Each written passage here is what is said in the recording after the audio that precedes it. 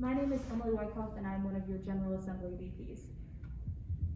Hi, my name is Bullock-Papa, and I'm your Secretary General. Hi, I'm Siddiqui, and I'm your Secretary Liaison. Hi, my name is Angelova, and I'm one of your General Assembly VPs. Today we're going to be discussing debate training and parliamentary procedure at Model UN. Take it away, y'all. So at the beginning of every Model UN conference, every resolution will be heard in committee and ranked. The top-ranked resolutions will be presented later in the conference to larger and larger groups to be passed or failed. So the process by which a resolution is heard and ranked is called debate.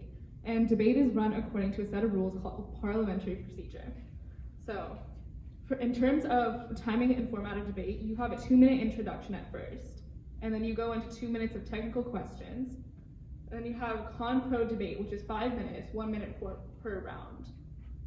And you end with your summation, and then ranking procedure if you're in committee, or voting procedure if you're in the GA. For your introduction, this is an uninterrupted 2-minute speech, and it's a great chance for the sponsor of the resolution to introduce their resolution. A good introduction briefly explains the problem you are trying to solve, and then pitches your solution to the rest of the General Assembly. What makes a strong introduction?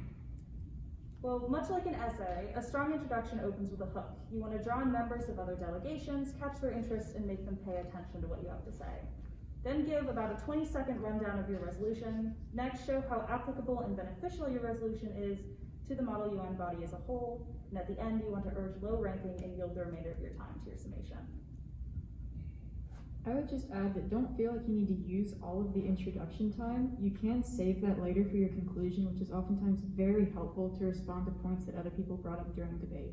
Technical questions. So technical questions are meant for members of the General Assembly to clarify items in a resolution. They are quick, non-debatable questions that can be answered with a yes or no, a number, a statistic, or a definition.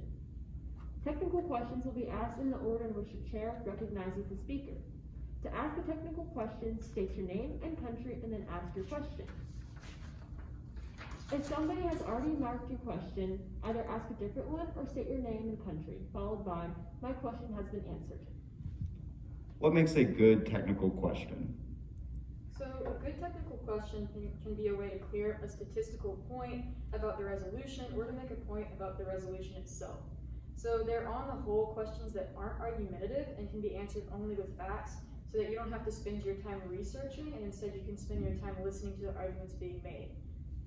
Some examples of technical questions are, what is the GDP in your country?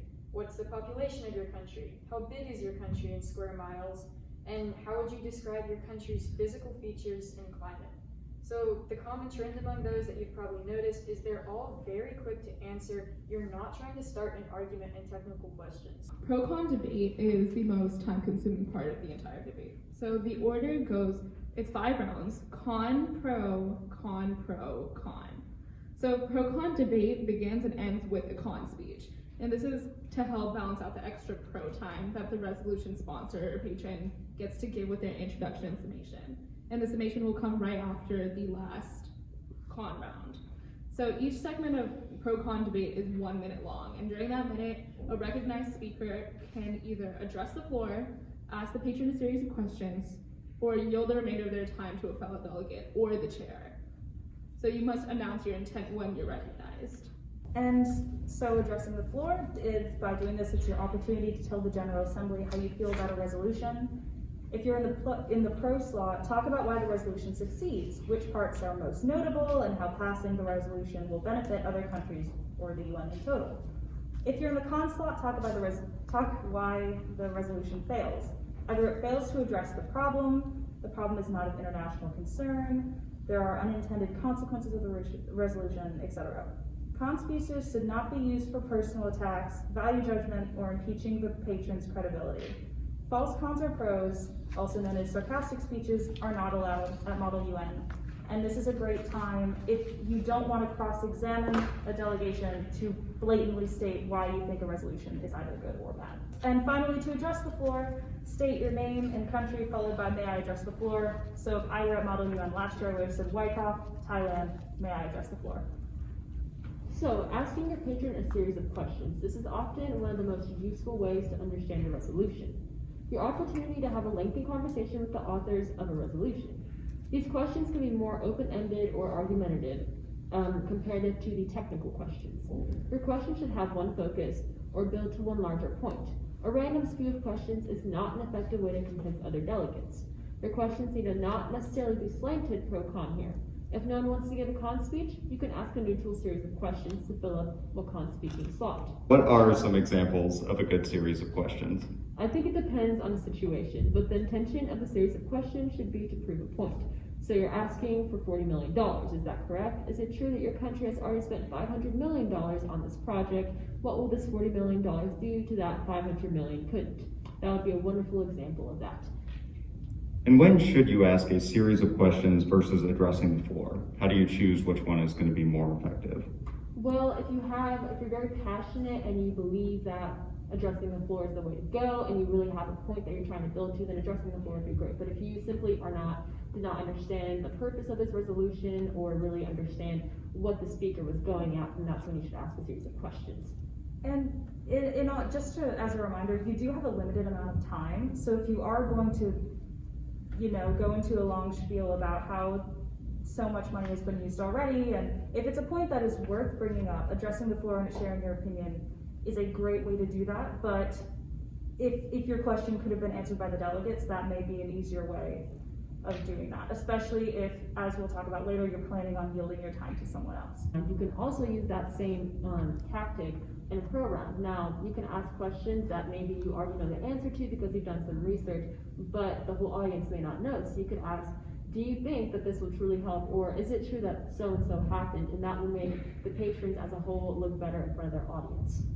And you can think of it in this manner as well. Imagine you're in a court case, right? If you want to cross-examine your witness and get them to reveal evidence that is contradictory to what they claim will happen, asking a series of questions is great because, as stated before, if you know the answer to a question that will be detrimental to their resolution, by all means ask it. But if you're clearly just stating your opinion, then address the floor. And I've seen some great people address the floor, some really convincing speeches.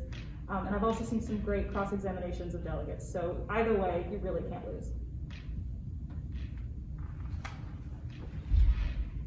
So remember that to ask a series of questions, you need to state your name and then your country, followed by do the patrons yield to a possible series of questions. So if I wanted to lead with that, I would say Bullock-Papa, Nicaragua, do the patrons yield to a possible series of questions? But if instead you would rather address the floor, you could say Bullock-Papa, Nicaragua, may I address the floor? And the chair will tell you yes, and then you can go on and do either one of those things. Yielding the remainder of your time to a fellow delegate. That can be a really nice thing to do. Let's talk about that. This allows you to allot the remainder of your minute to someone else. They will have 1 minute minus the time that you spoke. So if you spoke for 20 seconds, they will have 40 seconds to speak. You may yield to anyone, but it is generally poor etiquette to yield to another member of your country delegation or to someone who has already spoken on a resolution. If you are only addressing the floor or asking a series of questions, it is good form to yield the remainder of your time. So you're not just giving 40 seconds extra to the chair when someone else could share their opinion as well. To yield your time, state your name and country, then whether you'd like to address the floor, ask a series of questions, followed by, and may I reserve the right to yield the remainder of my time to a fellow delegate. Once you've finished speaking, you may say, and I yield the remainder of my time to the delegate from insert country here. The yielded delegate will be informed how much time they have by the chair, and the yielded delegate can only address the floor or ask a series of questions. They must state their name and country, then intent. They themselves cannot yield their time to the floor. I just want to add really quickly before we move on that although it's technically just good etiquette to yield the remainder of your time, that is extremely strongly encouraged. Yes. It is not good form to use up the entire minute, generally speaking, and it is especially bad form to just stop talking and yield your time to the chair. The people who are tracking whether or not awards will be given are watching for that kind of behavior, so make sure that you're giving your remaining time to people who haven't spoken as much. The delegate, when you are finishing up your resolution, you get one last chance to talk and set the tone before people either rank your resolution or pass or fail it in the General Assembly. So this is your last chance. So it's very important that you're taking advantage of the time that you have, which is another reason we recommend that you don't use all of your introduction time and you save some of it for your conclusion. So with that time, generally the first thing you want to do is recap some of the points against you if you have time and address them. you will be the last voice heard on it, and that's super powerful to be able to shut down those arguments right before people rank it, so they don't have any like wavering like thoughts or doubts in their mind. Like you can just shut it down so it's very obvious that you were prepared, that you know what you're talking about, and that you're right. So spend that time, and then if you have any more time at the end, do like a 10-second pretty wrap up. You can come up with a catchphrase or something. It doesn't really matter. So amendments. An amendment is an official change to the resolution. So you have to submit an amendment, and that'll be, I believe, through the conference app. Once the amendment is adopted at MUN, that change carries forward to all future committees. So amendments are phrased as either removals, additions, or substitutions. And an amendment cannot alter the fundamental nature of the resolution. So there are two types of amendments, friendly and unfriendly, and it's exactly what it sounds like. Friendly amendments are offered by the resolution's patrons or their allies, and it's a way that it's an amendment that the patrons support. So they can be introduced and voted on immediately. But unfriendly amendments are offered by a party that seeks to amend the resolution in a way that the original authors of the resolution do not support, so they don't want to have that in the resolution. But unfriendly amendments have to be debated, so that will be called upon by the chair, or there's going to be a motion to add that to the list. So the format for that debate is going to be a 1-minute introduction by the amendment sponsor, 1 round of con, which is also 1 minute, 1 minute for a 1 round of pro, and then 1 final con or summation from the resolution patron, so that's also 1 minute. So only 1 amendment can be entertained per resolution, and it has to be motioned to be recognized by the chair. Great segue to motions. A motion is a formal request that the committee do something. You must be recognized to give a motion, and not all motions are in order at all times. You need to raise your placard to be recognized for a motion now. You cannot just call out the motion, which is a change from conferences in the past. Once the chair recognizes you, state your name and country followed by I move to. So I would say, Wykoff, Thailand, I move to whatever it is I am moving to. Some common motions. So you could motion to recognize the amendment on the table. In order before the last con speech. I move to recognize the amendment on the table. That is typically how it would go. It requires a second and voice majority to pass. And in this case, you can prompt the chair to read the amendment to the committee. So you can motion to adjourn or recess in order after the committee business has concluded or before scheduled breaks. Typically, this will be prompted by the chair themselves. You could do a motion for a previous question in order after the first pro speech and before the last con speech. It ends with con pro debate. I move to the previous question. That's another motion you could do. It requires a second and voice majority to pass. And then you could also motion for points of order and information. This is basically rules, clarification, or speech factual questions directed at the chair. And it should not be used as a substitute for debate, only in order after you have been recognized. Now we get to talk about intent speakers, which are actually super cool, and I don't think we talk about those enough in general. So in General Assembly, which is towards the end of the weekend, and that's when the vast majority of the conference is sitting together in one area, working on just a few resolutions that have made it that far. That's when there's going to be co-pron debate, like usual, or con-pro debate, like usual, but there's also, before that happens, we get to have 2 different intent speakers, which can be con and pro each. So the difference with these speeches is 2 main things. First, they're decided in advance. You need to sign up, I think the night before is how we typically do it, and they're also 2 minutes long. And of course, there's the fact that you're standing up in front of nearly the entire conference. So there's a couple things that are really cool about this. The first thing is that you get to use your entire 2 minutes without worrying about yielding to anybody else. You're expected to use that time, and you can do a very well-researched speech to make sure that you're giving that delegate the support that they need, or to help prevent a bill or resolution, from passing that shouldn't. I would strongly recommend that our younger people, like freshmen, sophomores, really try and take advantage of this opportunity. It is a great way to build up some name recognition, especially if you're interested in running for office later, and it's a really good way to just practice your speaking skills.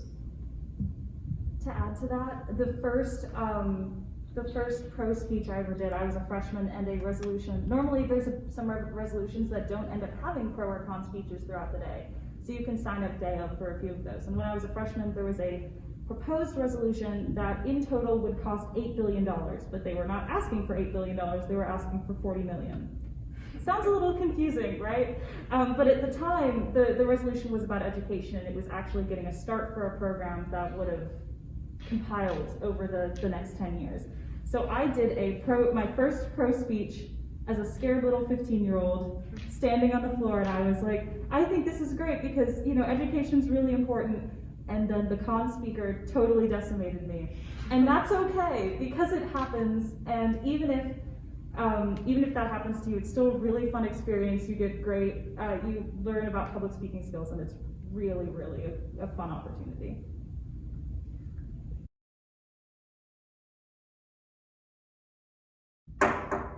Committee 27 will now be called to order. Would the patrons of Red House Bill 18-27-1304 please come forward? Yes. Patrons, you are recognized for 2 minutes for your introduction. You may begin when ready. 19% of the fauna located in the Mediterranean Sea are currently threatened with extinction. This number is absurd, as it is roughly half of the percentage of the global endangered rate of 38% and still only confined to one small region of the world. Up to 25,000 species of flora reside in the Mediterranean Sea, with about 60% of those species being unique to the area. This extraordinary amount of biodiversity makes the Mediterranean an area that should be a top priority for the UN to protect. Our solution is applicable to every UN member state that resides around the Mediterranean Sea. By urging other countries to join MedPen and help establish and care for MPAs, as well as provide scientists who specialize in the field, we will be able to ensure the protection of this great body of water for generations to come. In conclusion, we urge low ranking and yield the remainder of our time to the summation. With that, 1 minute and 30 seconds is added to the patron summation, and we will now move into technical questions. Are there any technical questions? Ukraine, Sudan, and Canada. Siddiqui, Ukraine. What is the population of Monaco? The population is 38,400. Angelova, Sudan. What is your GDP? Our GDP is roughly $7.188 billion US. How much of Monaco is coastal? Delegate, you are out of order. Please state your name and country. Thank you. With that, we will now move into con pro debate. Is there a con speaker on the floor? Ukraine. Siddiqui, Ukraine. May I address the floor? May I also yield the remainder of my time to a fellow delegate? That is your right. Please select the delegate. Door. No, not Door. Canada. Canada. Fellow delegates, I believe that this resolution is not fully thought through and is unnecessary because Monaco is too rich and they are contributing to the destruction of marine biodiversity. I yield the remainder of my time to a fellow delegate. With that, the delegate yields 30 seconds to Canada. Door Canada, do the patrons yield to a possible series of questions? They do so yield. Do you know how much of Monaco is coastal? All of Monaco is coastal. Thank you. Okay, with that, we will now move into a round of pro debate. Do we have any pro speakers on the floor? Sudan. Angelova, Sudan. May I address the floor? That is your right. And may I yield the remainder of my time to a fellow delegate? That is also your right. Please select the delegate. Canada. Ukraine. Ukraine. Fellow delegates, the Mediterranean ecosystem is fundamental to all marine life, seeing as that the Mediterranean Sea accounts for 18% of the world's marine biodiversity. It is imperative that we put forth the necessary restrictions to protect these fragile ecosystems. For that reason, I strongly urge a low ranking of this resolution. I yield the remainder of my time to Ukraine. Siddiqui, Ukraine. Do the patrons yield to a possible series of questions? They do so yield. Why is your country's government so passionate about biodiversity now? Well, the amount of biodiversity within the Mediterranean Sea is a treasure trove that should be held for future generations. Without this rich resource, we will have an increased level of extinct species and an increased level, especially due to global warming as the years continue. Thank you.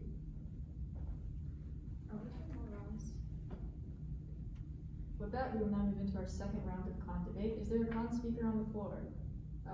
Canada. Door, Canada, how long before these protections kick Delegate, in? please state your intent. Oh, Door, Canada, do the patrons yield to a possible series of questions? They do so yield. How long will it take before these protections go into effect? It really depends on how fast each country is willing to move, because we are not asking for a certain pace. We're asking for all countries that, especially in the south region of the Mediterranean Sea, putting forth the effort to start these projects, which have yet to be completed. Thank you. I yield the remainder of my time to the chair. In the future, please remember to yield the remainder of your time to a fellow delegate. We will now move into our second round of pro debate. Do we have a pro speaker on the floor? Sudan. Angelova, Sudan. Do the patrons yield to a possible series of questions? They do so yield. And may I yield the remainder of my time to a fellow delegate? That is your right. Please select a delegate. There are currently no delegates on the floor. That is alright. Just use your time.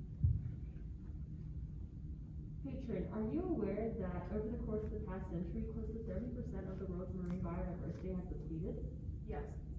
And do you agree that by implementing this project, you will help to increase the rate of biodiversity and help restore growth? 100%. I think that these efforts will keep this resource alive for generations, especially in a world that is constantly being wrought by global warming. And what do you believe is the main cause of this depletion in biodiversity? Well, the amount of gas used in fishing boats that is leaked out, or oil spillage, as well as Delegates, we are out of time. We will now move into our third and final round of con. Do we have a con speaker on the floor? Canada. Door, Canada, do the patrons yield to a possible series of questions? And may I reserve my right to address the floor afterwards? They do so yield, and that is your right. Thank you. What is the current plan in your resolution for splitting these costs among the different UN member states? it depends on how much money each country is willing to contribute, and that will depend on how much they are able to contribute. Thank you. My fellow delegates, while I am in favor of the idea of this proposal and do think that there need to be significant protections put in place in the Mediterranean Sea, I am afraid that I cannot support a resolution that doesn't have an explicit funding plan. Thank you. Thank you. Patrons, you are recognized for 2 minutes and 30 seconds for your summation. You may begin when ready. Wykoff, Monaco. In conclusion, global hotspots for biodiversity will not be able to protect themselves in the years to come. We must act before it is too late and begin protecting areas that need it most. The UN has the unique ability to bring together nations under a single goal, bettering the globe. This resolution is vital to the future of our world, and without immediate action, we will be unable to leave this treasure trove of biodiversity for future generations. Therefore, we urge low ranking of our resolution and yield the remainder of our time. With that, we are now moving into ranking procedure. Remember, if you really like the way a resolution was presented, you should be ranking it low. You should be giving it a 1 instead of a 5. If you disagree or think that something wasn't factual, then you should be ranking it higher.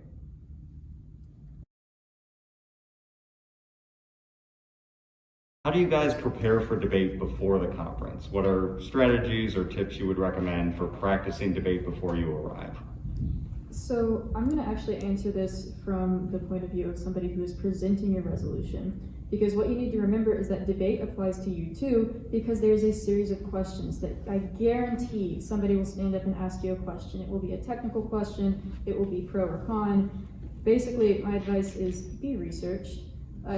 Create a spreadsheet. I think that's a very helpful way to keep track of different information because it's very quick to look at. Memorize a few basic facts. You should know your country's GDP. You should roughly know what the population is. If you're dealing with a specific issue like you want your water to be cleaner, you should know how much water you need to be cleaner, how many people die from a disease. If you're flipping through papers the whole time, it doesn't look that great, but it's a lot better than just not knowing it all. So my first piece of advice is memorize the basic facts. My second piece of advice is at least have them. Don't go in unprepared. A lot of you have government clubs in your school that encompass both Model UN and Youth in Government. And if some of you don't have a big delegation or people who are experienced, that's totally okay. Talk to your supervisor, talk to the officers in your club, talk to the officers at MUN conference. Hey, we're all here to help you. So do like a practice round of debate. Give them your resolution and ask them, can you give me questions that, you think you wonder about my solution? Like, it doesn't hurt to ask for help, and we're all here for you too. Hey, to build on that, even before you submit your resolution for the first deadline for Model UN, ask people to read it, especially if you know people who've gone to Model UN before or have done it a couple times. It's a great idea to hand your resolution to someone and say, hey, if you were to calm this, what would you do? What holes do I need to fix? What questions do I need to be prepared for? Is there something I'm missing? And that is, utilize those opportunities, because I didn't, and my first resolution got totally trashed. So make sure people want to help you. Everyone at Model UN is super nice, so just ask for help and you'll receive it. So this isn't so much for preparation, but as Emily was saying, should someone ask you a question that you don't have an answer to or statistic for, don't get flustered. Either try to transition into a different topic or simply just admit it if you don't have that statistic at the moment, and have your partner look it up so you can bring it up in your conclusion. Do not try and make something up. Any tips for either, like, if you're nervous about remembering the Parley Pro rules, or you're nervous to get up during the conference and ask a series of questions, like tips for preparing for that moment? Imagine everyone in their underwear. I'm just kidding, don't do that. But honestly, I'd say the best way to do it is what I did my freshman year especially, is I would write down all the procedures on a piece of paper and I would just bring it up with me. There's no shame having a piece of paper up there. Almost everyone has it, and it's much better to have that reference than to get it wrong and be fine. I've done that every single year. I've been doing Model UN since 8th grade, same for youth and government. Every time I go up to talk, I have it written down. If you bring a computer with you, I highly suggest that you do, by the way. Check out the Tennessee CCE website, that's tennesseecce.org, and there will be a section for high school youth and government, which you will register on, but there's also like a packet of debate format and parliamentary procedure, so keep that in a tab all weekend, and like split screen if you need it, but trust me, that's what I did, and it's very helpful. And this is more applicable to committee, but especially the first day, your chair wants you to talk. I will be a VP this year. I will be chairing a committee. I want you to talk. I want everyone to be able to have a chance to share their opinion or to ask a question. That's the point of Model UN. So an issue that a lot of delegates face during the conference, and I know because I've been there, is you're in committee or General Assembly for hours, and it can be boring at times. And the best way to combat that boredom is to be more engaged than you think you should be. So even if you don't get the chance to talk about a resolution, you should be taking notes so that you could, if they did call on your placard, have something meaningful to say. If you are even just standing up for technical questions every time, at least you know what's going on. That's something to pay attention to. We don't, it's very bad etiquette to be on your phone the whole time in assembly or really any time when somebody's presenting. So like you can be on there for a few seconds to research and that kind of thing, but by and large you should be writing things down, you should be trying to speak, and that's the best way to combat the boredom. Alright, I know a lot of you who are doing this for the first year are underclassmen, and it can be really scary. You probably just listened to all of this and thought, oh my gosh, that is way too much for me to remember. How am I going to do this entire weekend? And it might seem scary, but it is absolutely worth it. It is the most fun weekend ever. And don't be afraid to talk. Don't be afraid to debate. That's what we're all here for. We love to see you guys learn and grow. And so do the conference directors. So don't be afraid. We're all here for you.